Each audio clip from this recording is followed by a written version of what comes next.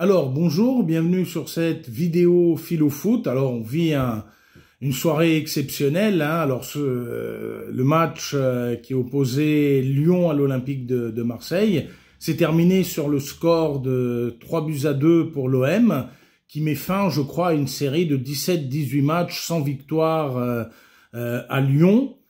Donc là, je pense aux très beaux mots de Jean-Louis Gasset. Jean-Louis Gasset qui disait l'année dernière, quand il entraînait l'OM, que toute chose a une fin. Il disait ça, je crois notamment de mémoire, lors du match contre Benfica. Il disait toute chose a une fin. Bon, ben ce soir, on a mis fin à une longue série de matchs sans victoire à Lyon. L'OM a vraiment fait quelque chose d'exceptionnel. On est très content. Raf Football disait sur sa chaîne que c'est la plus belle victoire de l'OM contre Lyon qu'il ait vue de sa vie. Et moi, Raf, j'ai peut-être plus de 20 ans que toi, et je dis pareil, c'est une des plus belles victoires que j'ai vues de l'OM contre Lyon à Lyon. Ça, je ne me souviens pas d'autres moments aussi intenses vécus. On a vécu tous quelque chose de très joyeux, et c'est ça aussi le football.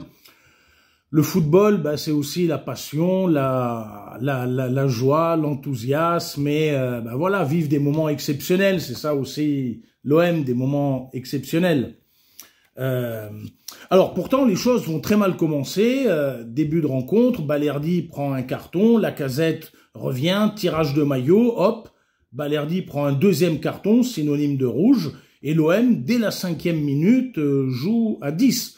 J'imagine que ce grand coach qui est De Zerbi avait dû monter une tactique très bien huilée à l'entraînement, et hop, au bout de 5 minutes, tout est à revoir. De Zerbi fait sortir à juste titre Harit, il met Rongier à la place, qui d'ailleurs, sur l'une des premières attaques lyonnaises à 11 contre 10, bah, c'est Rongier qui évite que l'on prenne un but. Il sauve, Rongier sauve sur la ligne quelques minutes après être rentré. Rongier est même à deux doigts de marquer sur une autre action. Quoi qu'il en soit, à 11 contre 10, c'est bien entendu Lyon qui domine. C'est Lyon qui fait le siège devant les buts marseillais, et les 20 premières minutes, c'est vraiment Lyon qui nous presse haut. Et d'ailleurs, je glisse à un de mes voisins, je lui dis, tu vois, Lyon, ils vont pas tenir à ce rythme-là tout le match, ils vont très vite baisser d'intensité. C'est ce qui va se produire effectivement à la 30e minute, Lyon baisse d'intensité, Marseille essaye d'attaquer, et à 2-3 occasions de but avant la première mi-temps. Alors, malheureusement, juste avant la mi-temps, il va y avoir Rongier qui...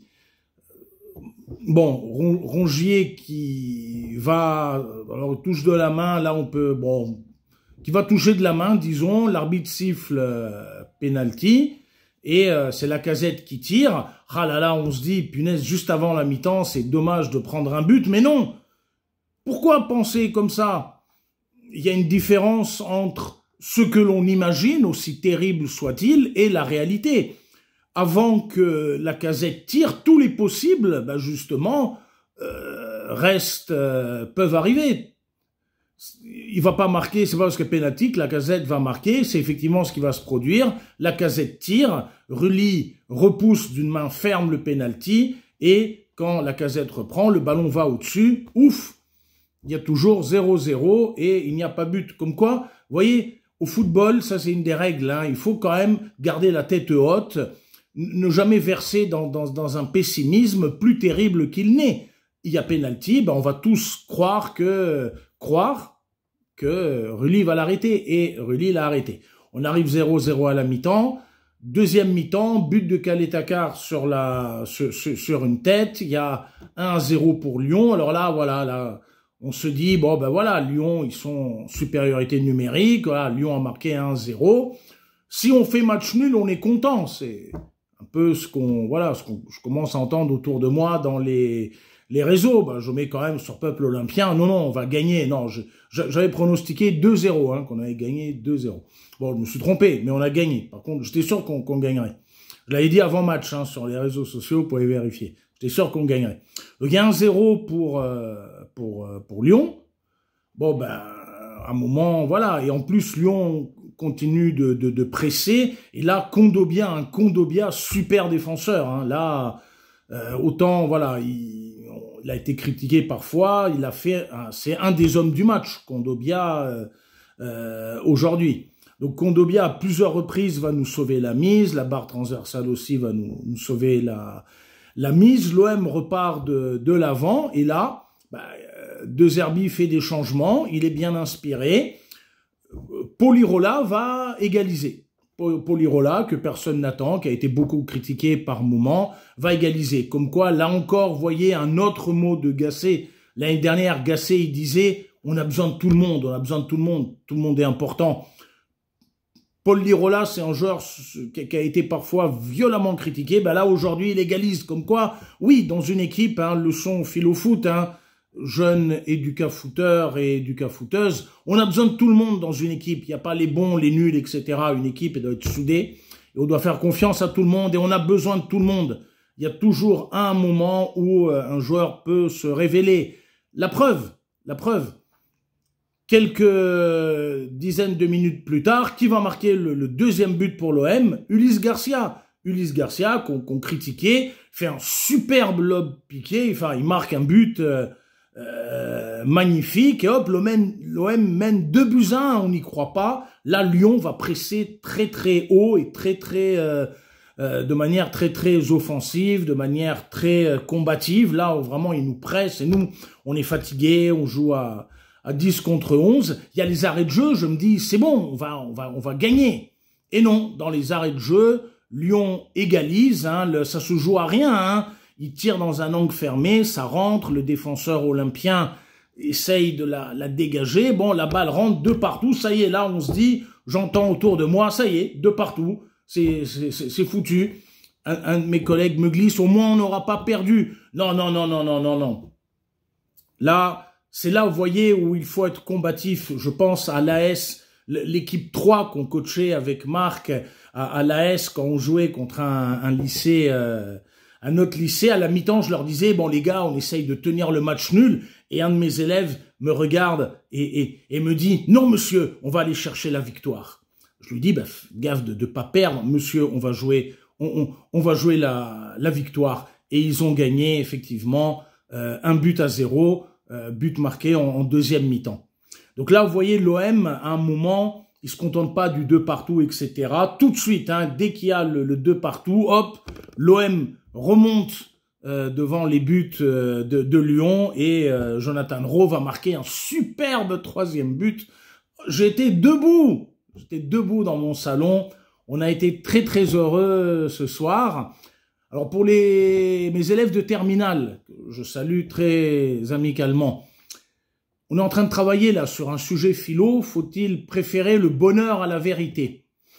Peut-être qu'il faut préférer parfois pendant le match, alors que rien n'est fini, peut-être qu'il faut préférer le bonheur utopique de l'improbable en football, plutôt que des tristes vérités morale ou des tristes vérités logiques. Il était très logique, il était très probable que l'OM fasse 2 partout.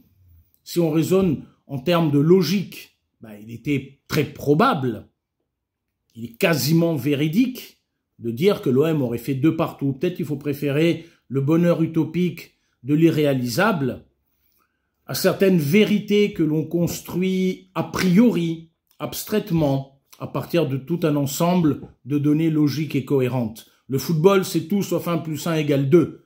Rappelez-vous de cette leçon, jeunes joueurs, voilà, que le coach Marc, les autres coachs, Mahmoud, Jawar, etc., voilà, que les jeunes que nous allons coacher cette année, rappelez-vous de ça, le football, c'est tout sauf 1 + 1 = 2. Il faut être soudé, solidaire, combatif, être convaincu que tout le monde est important dans l'équipe, même ceux que parfois on se représente dans notre tête illusoirement comme n'étant pas très bons, c'est vos coéquipiers. On a besoin de tout le monde. Et toute chose a une fin, y compris les longues séries de défaites. Cette année, que ce soit ou avec Educafoot ou avec l'AS, on va quand même aller chercher une des coupes, ou du moins aller jouer une des finales et être heureux. peut-être que parfois, comme dit Camus, il n'y a pas de honte à préférer le bonheur à la vérité, bien sûr à condition que ça ne soit pas nuisible à nous-mêmes et aux autres et à la société qui nous entoure. En tout cas, ce soir, on est très heureux, et j'en profite pour ajouter une autre petite couche philo. Arrêtez, je ne veux pas vous entendre en cours me dire « Ah, mais monsieur, à chacun sa vérité. » Non. À chacun son opinion, je suis d'accord. Certains vont dire que l'OM mérite sa victoire, d'autres vont dire que l'OM a eu de la chance, d'autres vont dire que Lyon aurait dû gagner s'il n'y avait pas... Voilà, si le retourné, là, dans les arrêts de jeu aurait été cadré, voilà. Donc, chacun son opinion. Certains penseront que l'OM mérite sa victoire, d'autres que l'OM ne la mérite pas. Chacun son opinion. Mais arrêtez de me dire à chacun sa vérité. La vérité, il n'y en a qu'une. L'OM a gagné 3-2 à Lyon. C'est pas à chacun sa vérité. L'OM a gagné 3-2 à Lyon. La vérité, c'est l'adéquation entre ce que je dis, l'OM a gagné 3-2 à Lyon, et ce qui est la réalité. Ce soir, alors voilà, ce soir, les Olympiens ont marqué 3 buts à l'équipe lyonnaise. C'est ce qui est, et la vérité, c'est lorsque ce que je dis est en adéquation avec ce qui est. Allez l'OM, on espère faire une grande saison. Maintenant, le prochain adversaire qu'il faut faire tomber, c'est Paris, le 27 octobre. J'espère que l'OM sera champion cette année, et y compris aussi les féminines qui ont battu Lille 4-3. Là encore, victoire à l'arrache. Hein. Bravo à Consalves, un grand coach qui nous vient pour l'OM féminine. Et on espère que l'OM féminine montera en D1 et que l'OM masculine va gagner le championnat cette année. Allez l'OM!